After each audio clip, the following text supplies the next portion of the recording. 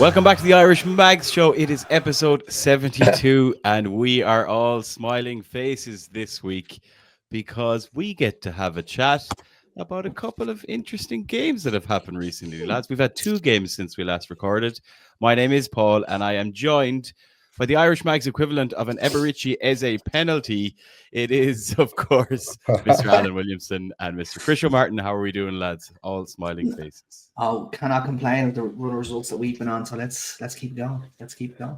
Chris, I'm sure can complain. I'm so excited. I can't complain. I'm so excited. 9 goals in 4 days, and our goal difference is plus 20. Come on.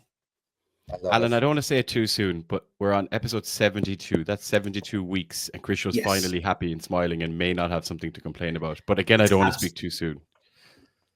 We'll get through this one. It'll be great. It'll be one for the ages. Let's be honest about it. Wait, Sean Longstaff. I've got a couple of things to say about the subs that were made last night. Let's talk about that later. Let's speak about that shortly. We are going to have a chat about those two games. We have to chat about Man United and the Chris Show Derby. And what a game that was. And plus, we also had to talk about Crystal Palace. And then we're going to have a little chat about the rest of our season and what is shaping up to potentially the greatest season ever for Newcastle United in the Premier League. Oh, baby. Before we do all of that, I have to tell you that the Irish Mags are proudly sponsored by Flagman Ireland, who specialise in quality, digitally printed personalised flags, bunting, tablecloths, table flags, and hand wavers. Their online stores also stock and sell a wide range of international and domestic flags, including their heavy woven government standard Irish tricolour in various sizes and finishes, and of course, the Irish Mags flag, because I believe there'll soon be one of those in Galway going by recent events. And that's a big development for Galway. Could well be. The Irish Mags. I will get to that later. If you have any flag needs, make sure you get on over to flagsireland.com.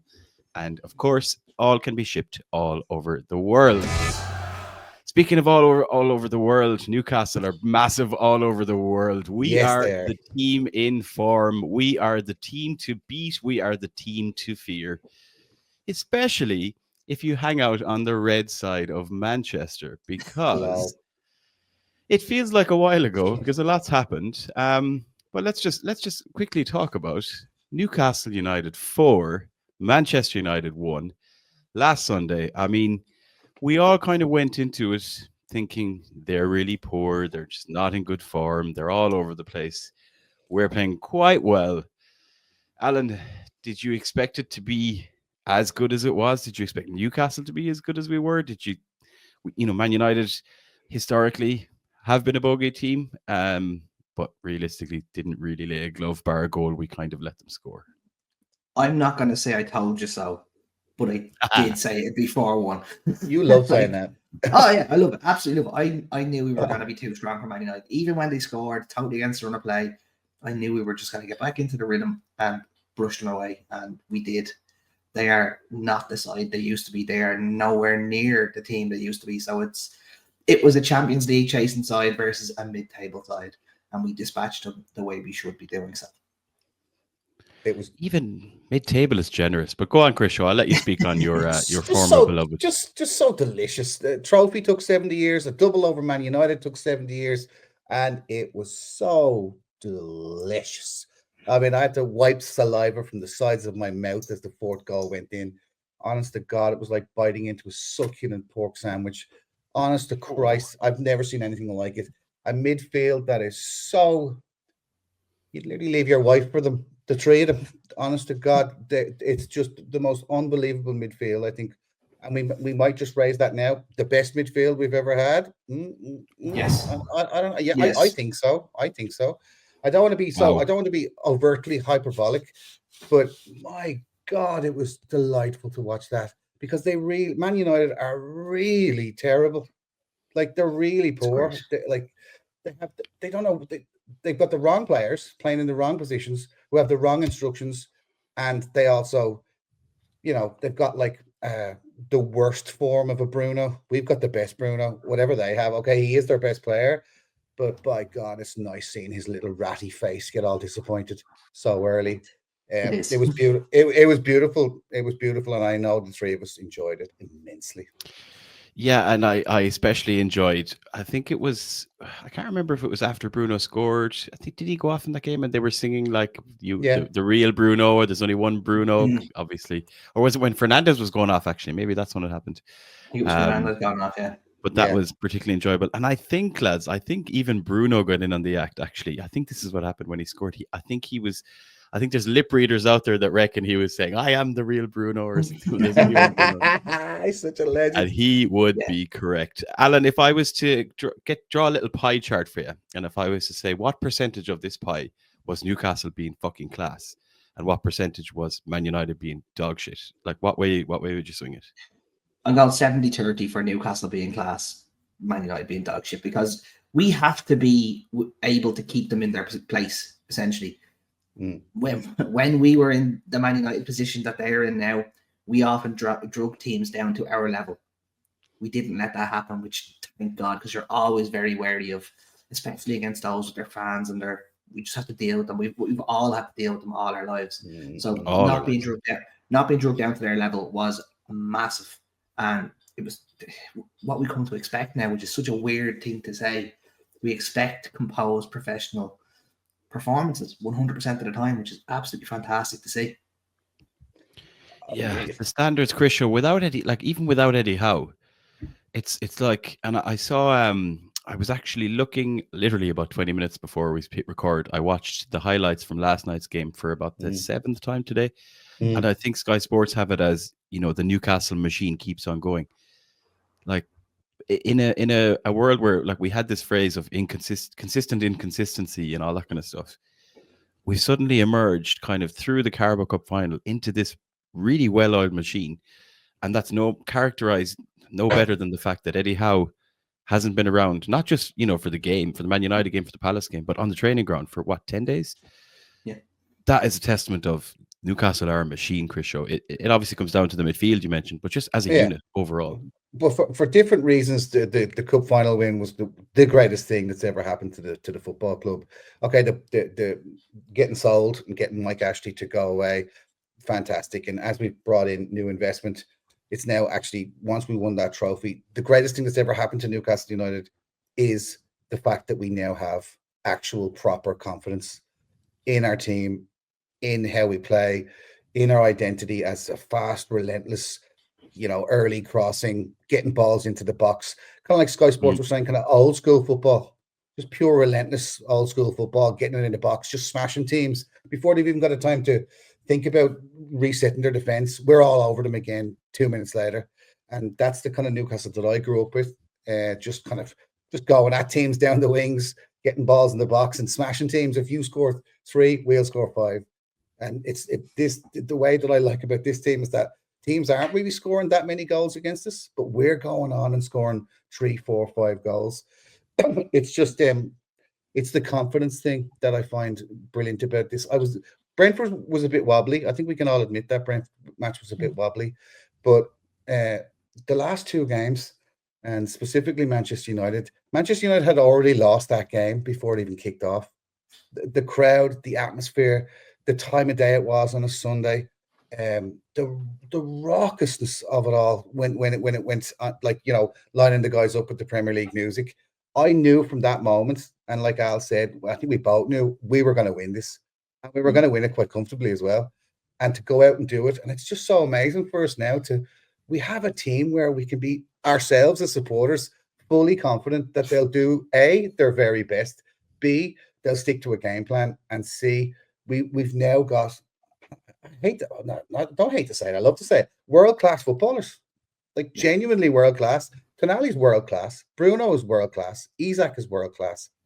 I don't know who I'm missing out. Murphy. I know people want to beat me. Murphy is coming up to close to world-class, but it's just a confidence, lads. We now have a confident supporter base. We have a confident city. We have a confident football team. And it's just, like you said, Al, I think this is really the tipping point where we're just going to start to go up and up and up and up and up. So get used to it. Get used to winning games. And I mean, before you said Murphy, I was going to say, you know, it's not just we have these world-class players. We have players who aren't world-class, who are playing like they are as well. You know, and that's where Murphy comes into the conversation with the numbers he's racking up. I think Harvey Barnes, nobody's going to say Harvey Barnes is a world-class player. Nobody's even going to say he's an elite player. But he's just suddenly come into the squad and he's just looking like a new signing. Such a cliche. But he's kind of come into it. We've always known he can be this impact player, and he's largely been a bit part off the bench cameo player. And now the opposition for the next 6 games, which we're going to speak about shortly in the show, suddenly have to go, well, shit, what are we going to do about Harvey Barnes? And that wasn't a narrative for the last 29 games. It's insane. We will talk about Palace as well. It'll start to overlap a bit. But Alan, Sandro Tonali's goal, I'm sure you were in the Bleecker Street bar when this goal went in, the euphoria when that went in. The place erupted. So the ball went into Isak, and you're like, oh, is he letting the ball get away from him? I don't think so. I think he'd done it on purpose. Clipped the ball up to himself, little ball over the top to perfection. Sandro Tonali, first time volley bottom corner. He is different gravy altogether. He is just unbelievable. Bleecker Street erupted. Everyone was all over the place. There was points everywhere. The usual. It was cracking. Yeah, it was brilliant. You're actually just running out of superlatives to say about Sandro Tonali. I said a while back on the pod that by the end of this season he'd be more important to the midfield than Bruno. And don't want to say I told you so again, lads, but I told you so because he is slowly but surely looking like the metronome that is making us tick in that midfield. Everything seems to go through him. He is just unbelievable. You watch very closely, right? And you saw against Palace, but specifically against Manchester United, he never stopped all game. He always seems to be in the right place. He's doing the long staff dirty work where he's kind of getting his leg in just to break play up, get it back to Dan Burn-Shar. Then all of a sudden, he's up right around the corner flag with Trippier. Then 2 minutes later, he's in the midfield, strolling through, making beautiful passes. He is bloody everywhere.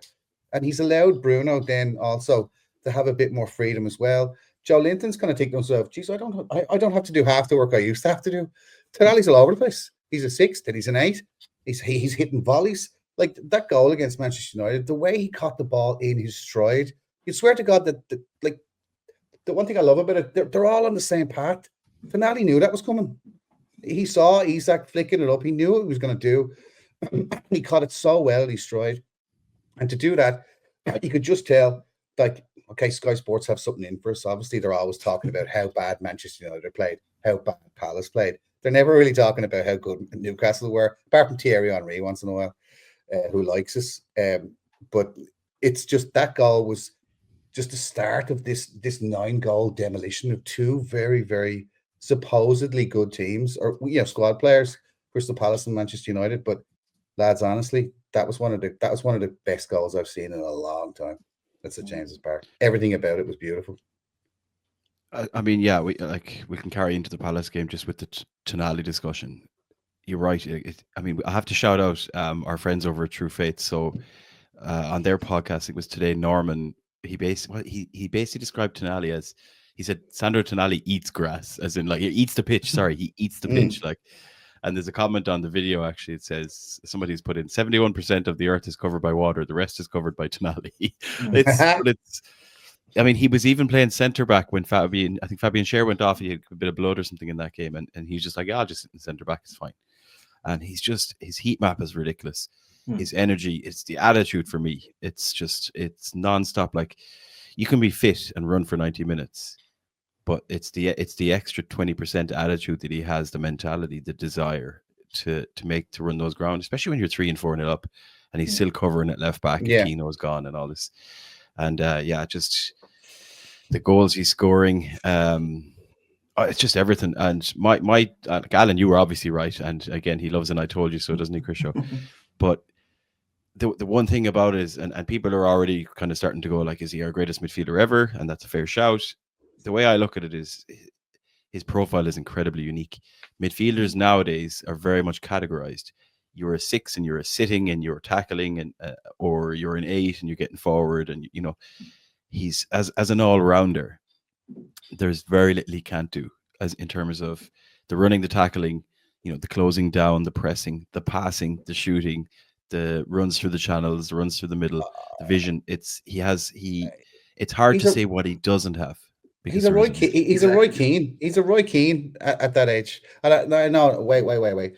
Roy Keane was good at tackling, clearing up. Roy Keane was good at going forward, always arriving in the box and scoring goals. This is before he became, a crock, basically, and ruined his career with his injuries.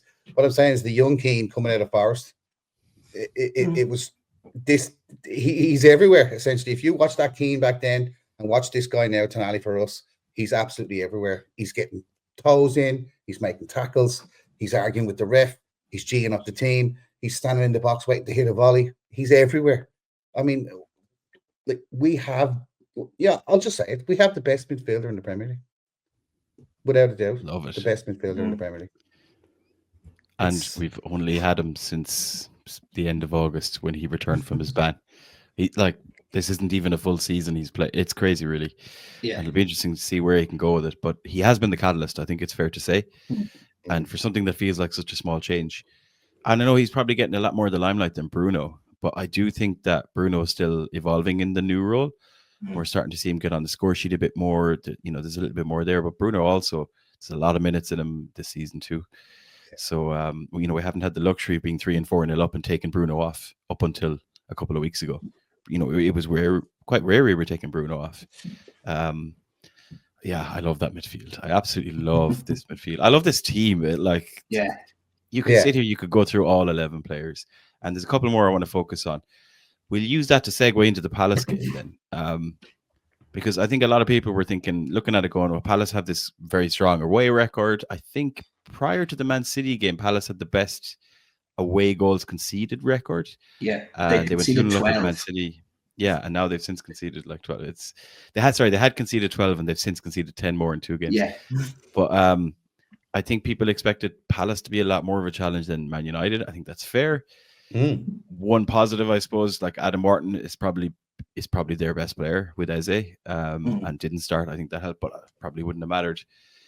But what impressed me the most was just we could have come into this game to kind of go for a controlled win.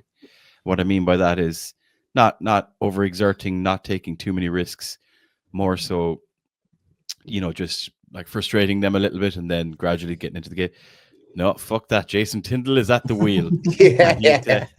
He has the lads. It's like when you go to the Greyhound track and the dogs are behind the bars and like they're waiting for the final whistle, and then the hair goes and then the bars go up and the players just stormed out of the traps against Palace.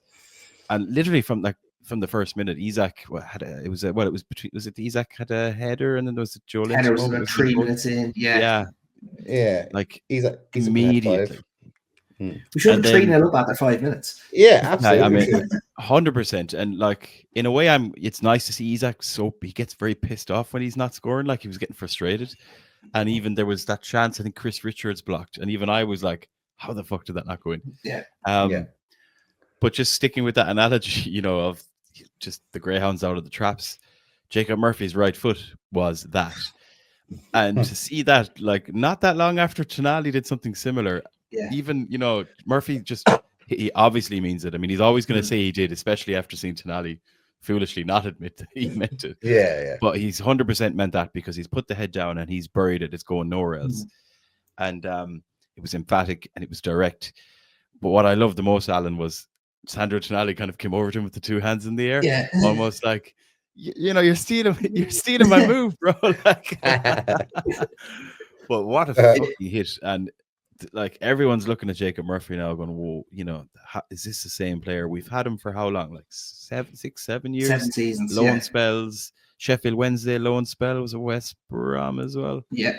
But put it like this. Chris's point, how well is he playing? Like, if we had spent 50, 60, 70 million pound on a winger and they came in and gave us the season that Jacob Murphy's having, every single one of us would be like, that's the signing of the season, lads. It's the best player in the league. Obviously, we need to upgrade the right wing position, but Jacob Murphy's making that decision very, very, very difficult because he's undroppable at the minute. He's in the form of his life. He is running riot. Nobody can get a hold of him. He's unbelievable. It's a great point that they've made in articles in the newspaper and online and on the TV the other night, is that Jacob Murphy is like, again, like we're playing all old school here. Jacob Murphy is an old school right winger. He's not an inverted winger. He's a straight up right-footed right winger. And a lot of the defenders or central defenders that we're facing just aren't accustomed to that anymore. They're waiting always for kind of Saka-esque to turn back in on their left foot and so on, so on, so on. Murphy is just getting the ball very rudimentary and crossing it in.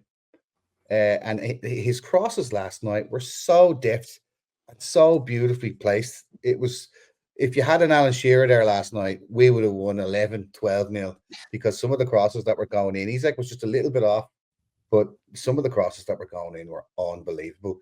He mentioned that he learned it off Matt Ritchie, and that Ritchie had asked him and showed him how to take a little bit off the ball rather than whipping it in so quickly. So you can see he's just gently curling it in. Like that, what was it, 30 seconds or 20 seconds into the game? Yeah. Joelinton could have scored. Isak could have scored. What a cross that was. And the cross for Shar's goal was so I was just going to say, I mean, that as a set piece, it looks simple as a set piece, but there's a lot that in terms of timing, particularly from Fabian Schär, in terms of they know not the dummy really, but the kind of roll back from Trippier is coming. So that means defenders are moving, thinking Trippier is going to hit it. They're like a fractional move, but Schär isn't running expecting Trippier to hit it. Schär knows. And obviously, lads, we did a full podcast nearly on Fabian Schär last week, proving to be the biggest bargain ever. And suddenly they're all talking about it again this week because his goal record as a centre back is just fantastic, as well as all the long balls he's playing, and he's doing it again with such ease. But the one thing as well about Jacob Murphy is, I mean, yes, he's super direct. He's improving in terms of crosses. Confidence, I think, is massive. He's playing in a good team, and I love saying this. Actually, gives me great pleasure to say this. You could actually take him out and put him into a Crystal Palace or, like, let's say an Everton, and he just wouldn't be as good. Or Man United, actually, he wouldn't be as good in one of those teams because he's part of a really strong, cohesive unit that's gelling well together and has class lads around him, and his style suits them to an extent. Yeah.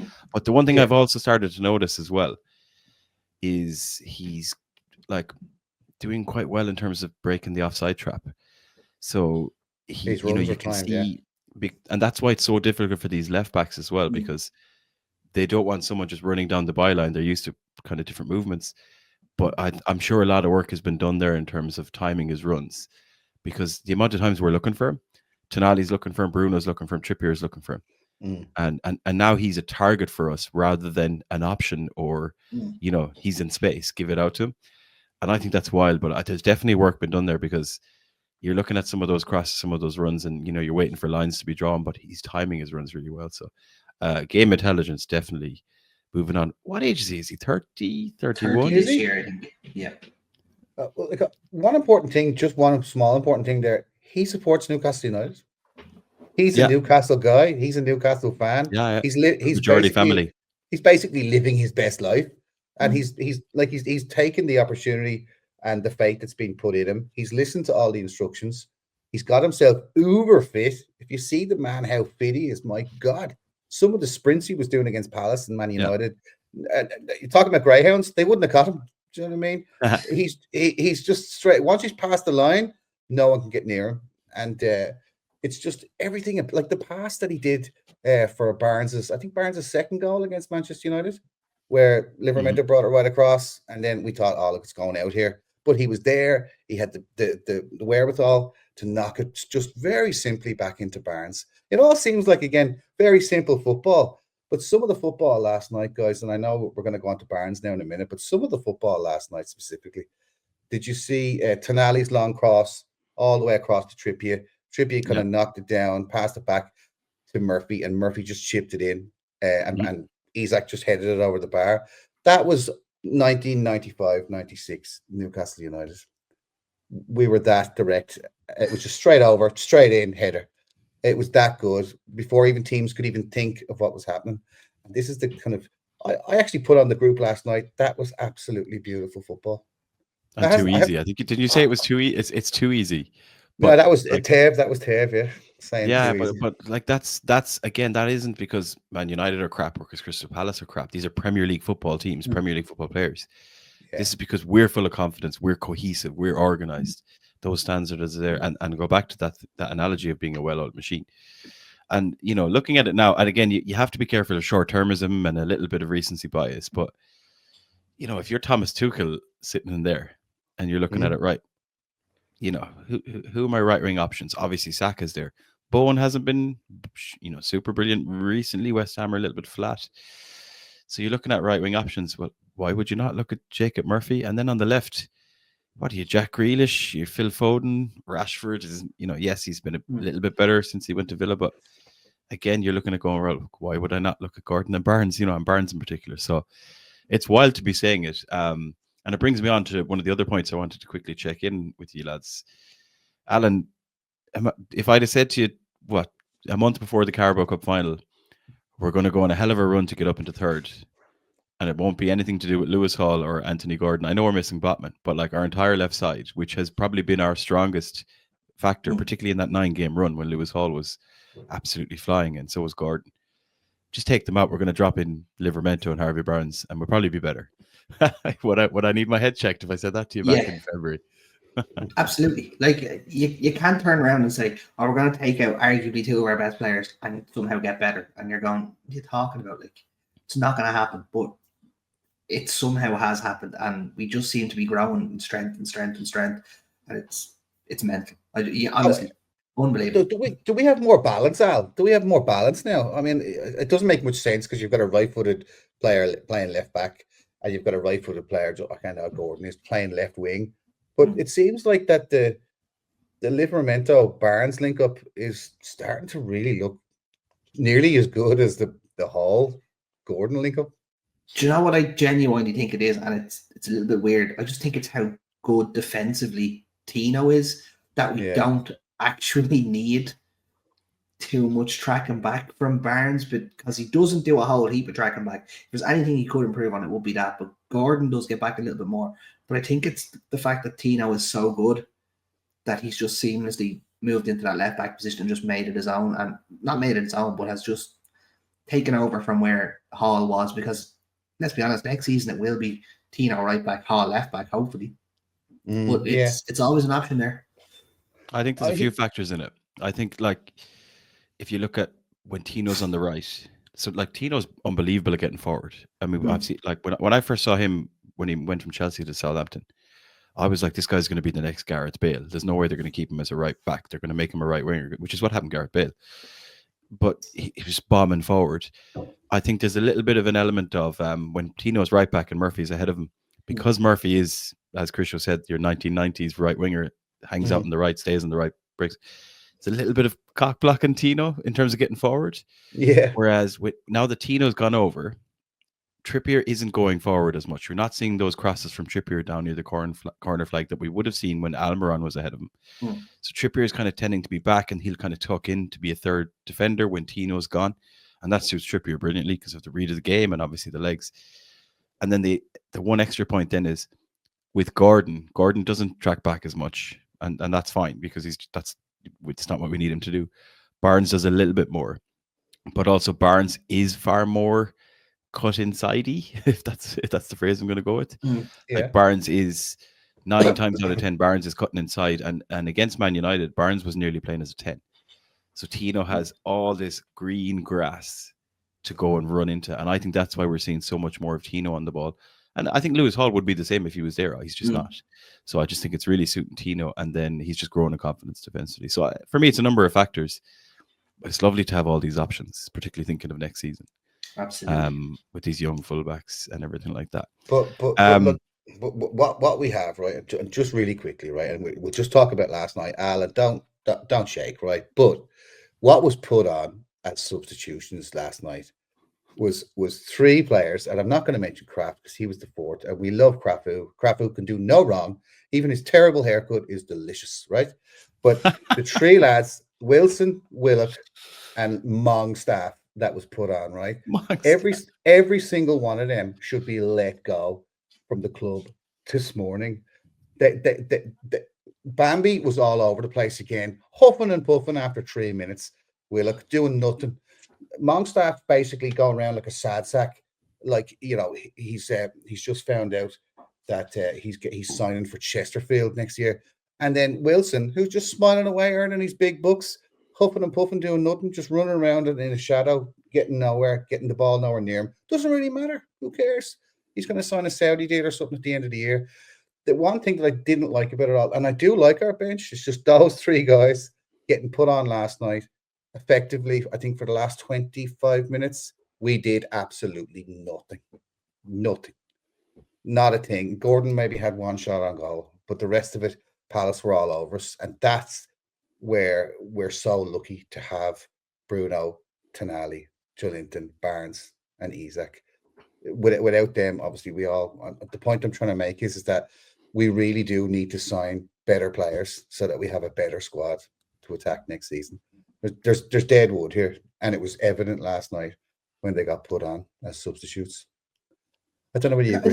I definitely see your point. I could definitely see your point. I think the one thing to remember, and it's easy for us to forget, these lads are part of this squad. Yeah, day in, day out. Like regardless of whether the long-term future is there, these guys are part of this machine. Jason Tyndall is working with them every day. The squad are working with them every day. The players, so, even like Tyndall's never going to be looking at it going, there's no point bringing on these lads. They see them as part of the unit, and they trust them to bring them on. Now, I think, Alan, there's a good question of, should we be seeing Osula and Miley rather than Wilson and Longstaff? That's a good question when you're 5-0 up. Yes and no. Let's be honest. The last time we put Miley on right midfield, he was lost. Yeah. Longstaff came on for Bruno in right midfield. Right central midfield, sorry, not right midfield. But you don't want to be putting someone into somewhere where they're going to struggle and struggle and struggle, and they're going to get pelters.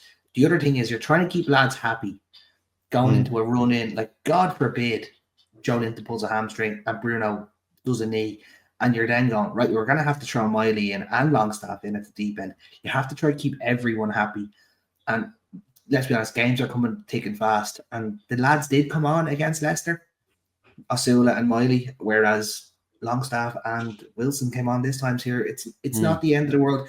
We would like to see the young lads get more time. But in the same sense, if the lads did get injured, who are you going to turn to rely on? Are you going to say, right, we'll start Osula against Chelsea? Or are you going to say, Wilson's going to be the better option here if we're going long term, because he knows what it's about. So it's getting minutes into legs.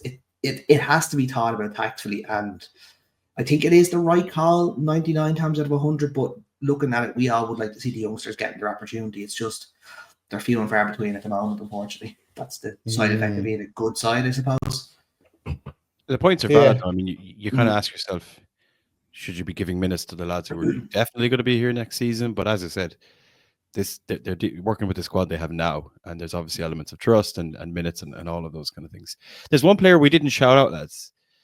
There's one player who has scored 2 goals for Newcastle this season that we haven't given a shout out to, and his name is Mark Gray. Agent Mark Gray with 2 own goals against Newcastle last season. And I think the record for own goals in a season is 3 with Jamie Carragher. I think they said that on the commentary. Do you want to have a guess of who the other player to score 2 own goals against the same team in one season in 2 separate matches is as well? It sounds like a Richard Dunn thing, but it's a Jamie Carragher thing. Frank Sinclair? No, Jamie Carragher. He done it against Spurs in 97, I think it was. No, Jamie Carragher. Yeah. Agent Mark A doing his job well. Fair play to him. Yeah, thanks for that. But obviously, it comes from us just piling on the pressure. And 2 unbelievable performances, lads. Really quickly, this has been pointed out a few times. I've spotted this. If we go back over the last 5 league games, we scored 1 goal against West Ham. We scored 2 goals against Brentford. We scored 3 goals against Leicester. We scored 4 goals against Man United. And we scored 5 goals against Crystal Palace. Yes. Obviously, that means we're going to score 6 against Aston Villa. But let's not get too far ahead. Talk about Villa in a moment. I want to ask you one question. We're not going to go through each of the next 6 games. We have 6 games left. As we know, we're currently 3rd now in the league. We have a 5 points breathing space from non-Champions League finishing places, which is obviously lovely. 4 points behind Arsenal, knowing that we do have to play them very soon. The real question is, Krisho, I'll start with you. Yeah. what do we need? So we've 6 games. There's 3 at home: Ipswich, Brighton, Everton, and 3. Sorry, no, I'm wrong there. It's Ipswich, Everton, Chelsea, and then away it's Brighton, Arsenal, Villa. Yeah. The real question here is, well, how many points do we need to secure and guarantee Champions League? We don't need. Let's not talk about potentially catching Arsenal. I don't think anyone needs to talk about that right now. But what do we need to secure Champions League football? And that's secure third, fourth, fifth. Yeah, to secure Champions League football, I think we just need to win our 3 remaining home games, and possibly draw one of the away games. But we can lose 2. I hate to say that, but I was looking at it last night. I put it into the group. I think we can get 14 points. I think we can get ourselves up to 75 points. And come either come second or just 1 point below Arsenal in third. But yeah, the remaining 3 games at home, we'll beat Ipswich. We should, and we'll see our future striker playing for Ipswich. We'll beat Everton because they're muck, and we'll beat Chelsea. I think we'll win against Brighton. I think we'll have a tough one, unfortunately, lads, on Saturday against Villa, and then the Arsenal one. Arsenal might, depending on whether they're out of the Champions League or not, that might be a throwaway game for Arsenal, and we know what they're like. They're surrender monkeys. So you never know, lads. It might be a case that we do get second, but I definitely think that if we just win our remaining 3 games, we'll definitely get 4th. Yeah. 4th. Okay. Here's my next question, Adam Williamson. If we do secure Champions League football, right, which we know is anything in the top 5, and this is the big question for the next 5 minutes, lads. Would this be our greatest season ever in Newcastle United history? Let's stick with the Premier League era like we always do, right? Because we're all young. We're all young men. Most of us, one of us, Alan. Would that be our greatest season ever, winning the Carabao Cup and getting Champions League football? Thinking about, so yes. Yes. Now I need to make you doubt yourself, right? So you're thinking about what competes with it, right? So you've got the 2 seasons ago, which is the Bobby Robson era. You've got 2 seasons ago Champions League football. Then you've got the Bobby Robson era Champions League football more than once, right? That was twice, was it? Twice we got Champions League, yeah. You've obviously got that Kevin Keegan era, particularly 92, 93 when they got promoted. When we got promoted. We've been promoted, obviously, 2 times as well in the last 10, 15 years. Oh, dear. We came did we not come third? Did we not come third when we got promoted in 93, 94? Yeah, that's pretty impressive, lads, for a recently promoted team. That's a good season. Yeah, I'll take that. It's when you bring it all together, and the reason I'm throwing them all out there is when you're over in Newcastle, when you're speaking to Newcastle fans, or when you're listening to podcasts and journalists writing and speaking, they talk about the Kevin Keegan era, the time when the nearly league that was never was, the Bobby Robson era, those Champions League days. The way they speak about those teams in those eras, maybe it's just, in a few years they'll talk about Eddie Howe and this Newcastle team like that, but should we be talking about that now? No, what will happen is in 10, 15 years' time, they will be talking about this current Newcastle team that have just won our first cup in 70 years as the best Newcastle side that we had ever assembled at that stage of the game. We'd have moved on from them, but the short answer to your question is yes, this is the best achievement ever if we get Champions League and win a cup, because we've done Champions League before. It's not the be all and end all in terms of getting into Europe. We wanted that monkey off our back of winning a competition. Eddie Howe is the man that has won us a competition. He's now looking like he's going to win us something and get us into the pinnacle of European football, all while progressing as a club and potentially having a bit of a war chest to go and buy a couple of players in the summer and keep this gravy train rolling, which is going to be insane to say. Currently, right now, yes, and it's only going to get better, which is so much fun to say. Yeah, I mean, new training ground, new stadium, new players coming in, beating Barcelona and Real Madrid to young lads from Spain that are going to turn into £100 million players in less than 2 seasons. Here's something, right? And it's 100 years ago, and I'm not that old, but I've got a brilliant stat for you, right? 100 years ago, okay?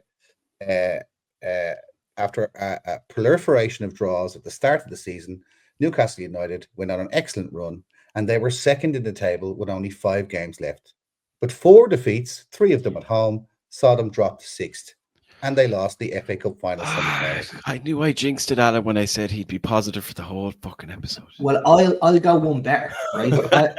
I see your negative 100 years ago story, and I raise you 101 years ago was the last time Newcastle United won the English top flight, meaning next year. Sorry, 99 years ago was it? Yeah. So next year will be our 100-year anniversary, meaning this title challenge is 100% happening. It's gonna be like do you remember Goal, the film? There's gonna be a new one where Santiago Munez's son is gonna come out and he's gonna score the winning goal, and it's gonna be like something off Disney. It's gonna be great when we win the league next year. Oh, that's gonna be so good. I knew we were excited, but I didn't think we'd get to we're winning the league next year that quickly in what has been about 39 minutes. But that's what we do here on the Irish Max show, it seems. Yeah. Fair play. I mean, look, if we were to win that League Cup and get Champions League, and the big thing for me is with the squad we have, with the players that are there, for it to be those players. And it's been said a lot, like we're delighted, like Dan Byrne and Jacob Murphy and, you know, these non-superstars, Fabian Schär, are the ones who've driven us to win that trophy and potentially, quite possibly, quite likely get Champions League football. Whatever happens from here, you know, these will be the lads that earned that in those circumstances. And what a credit that is to Eddie Howe, Jason Tyndall and the staff. Because if we do win the league in the next 5 years or when we win the league, or if we do things in the chat, people are always going to say, oh yeah, but you did it with loads and loads of money, right? We have spent some money, but not really much more than anyone else in the last 3 seasons. We haven't done anything wild for 3 transfer windows in a row. So for me, that's what makes it such a remarkable achievement, if and when it happens. But we've got 6 games to go, and we're just going to sit patiently and wait, and then when it happens, we can celebrate. And potentially, Alan Williamson, we could be celebrating potentially if points and things fall into place. We could be celebrating in Galway very soon, because I heard there's details of road trips floating around. Tell us more about the fact that there's a bunch of Irish Mags randomers being allowed to infiltrate my county and my city without my permission. Well, you sent me the invite. Yeah, he sent me the invite, so I don't know what he's talking about. Yeah. So the graphic was made before I was asked, which means it was decided. So, unfortunately, the Bleecker Street Bar will be undergoing a bit of work on the weekend of May 4th. So, Johnny has asked us what he is going to do, and we said, you know what, we'll go down in an iPod. So, we play Brighton away on Sunday, May 4th at 2 p.m. So, as you can see, we have decided to go join yourself in Mary Mullen's Bar in Galway from 2 p.m. We are currently in the process of organising either a minibus, just a normal bus. The trains don't really work. It's kind of a difficult one to get to because it's Sunday, so it's more than likely going to be a bus. But yeah, we're in the process of organising, at least from Dublin, a bus down and back. Or some people have said they may stay the night. Not saying that in particular. Tev, I think he did say might stay. But yeah, it looks like it's going to be a very, very good day. And just to let people know, the Old Firm is on a 12:30 that day. We're on at 2 p.m. that day. And Liverpool Chelsea are on a 4:30 that day. So that is a fine day of football, if you ask me. Bank holiday weekend as well. And that's another bow to it. That it's a bank holiday weekend. Fingers crossed the sun will be out and we'll be in the beer garden until 3 o'clock in the morning. You think I'm going to let you get a train or a bus home, lads? There's not a chance that's happening. You have a place to stay, right, Paul? We could. There's a Chris show. Do you know? I can nearly see it from here. There's a lovely little patch of grass down there that you get a 2-man tent on, and I'll even put I'll put a few stones. I'll put a few stones in a circle for you and put some firewood and stuff down there for you. And you'll be fine. That's what I call hospitality. Yeah, that's what I call Sold. Well, I'm looking forward to that. If anybody's interested, you should be getting on into the website or on the WhatsApp groups because there's information and polls floating around. But there's also some information up on the irishmags.com where there's also an update about a meetup for this weekend because the Bleecker is open this weekend, Alan, for Newcastle United versus Aston Villa. So we have our usual meetup in Bleecker Street Bar from 5:30. Well, sorry, we will be there from 4:30 on Saturday. As usual, as you can see here. Come here, the last couple of meetups have been absolutely fantastically attended, shall we say. It's always a great night.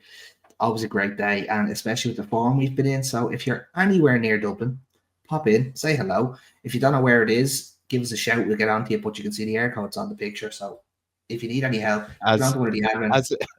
As there are 3 Jacob Murphys on the picture. I mean, why not? Yeah, what? Ted's a lunatic, let's be honest about it.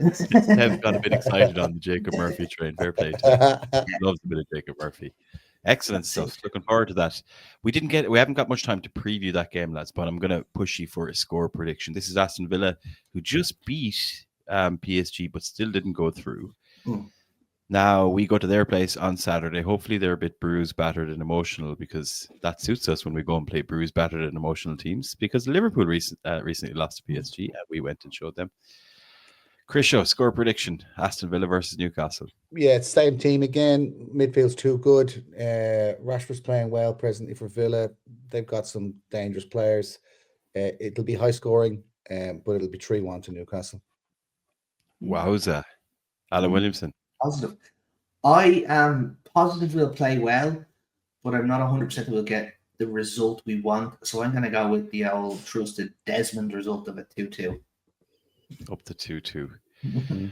I could see a draw. I don't think we'd see as many goals. The one thing that I'm kind of happy about, they're still jumping between their front three. In one way, that's of benefit to them, because they have ridiculous options. They just went and bought a new front three in January and brought in Rashford, Asensio, and Daniel Malin.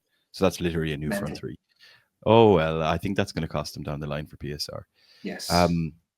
But as a result of that, they're kind of not really playing much of Ollie Watkins, so he's not exactly brimming in confidence. So just, I don't see an instant goal threat from one particular player. That might suit us because we have such a good unit. So I'm going to go to 1-1, and I think I'd be happy with that. And I would have said that at any point as well. Excellent, lads. Well, unless there's any other news announcements, Alan, was there a there is on the 5-a-side, the Irish Mags 5-a-side, so 7-a-side, 5-a-side? It's a 7-a-side league that we're in. Our first matches are actually next week, so anyone who would like to join up, hit up one of the admin with a message, and we'll get you into to the group, and you can come join it. It's in the Alta from 7:00 next Wednesday. It will usually be on a Thursday. It's just the first 2 weeks of it are Wednesdays. It was actually meant to start last night, but we got a special dispensation because Newcastle were on the television, and we have to play 2 matches next week. So if you're in and about, want to play a bit of football, hit up one of us and we'll get you into the squad. Oh, so it'll be on Thursday nights, so we won't have Al. Oh no. I'll make it work, don't worry. Yes, we'll make it work. Just really quickly, right? And this is for everybody who listens to us, right? And it's just very quickly. Harvey Barnes, 1,250 minutes, right? 9 goals and 4 assists. That is the equivalent of just 14 full games. So if it was all squeezed together, that'd be 14 matches he's played on the left-hand side for Newcastle, and he scored 9 goals and 4 assists. That is up there. I think he's third in the league for either goals per minute or goal contributions per minute, behind probably like Salah and Haaland or Jacob Murphy. Jacob Murphy. Yeah, they're pretty close. Yeah, it's wild. So but that is wild, right? Yeah, if what a time for him to do it, and if he can keep that going, he can do his England chances no harm, as well as his Newcastle future, because there was question marks about it back in January. Yeah. So Barnes will tear you apart again. I love that song. Right, excellent. Lads, on that note, that brings episode 72 of the Irish Mags Show to a close. Check out all of our social links in the descriptions below, wherever you're listening, wherever you're watching, and bring yourself over to theirishmags.com.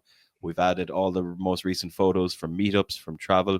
We had a whole bunch of photos from the Ulster Mags come in from the day at the Carabao Cup final as well. So they finally send me all their pictures. So thanks, lads. Come on. A month late. The boys sent the disposable cameras into Fuji to get developed.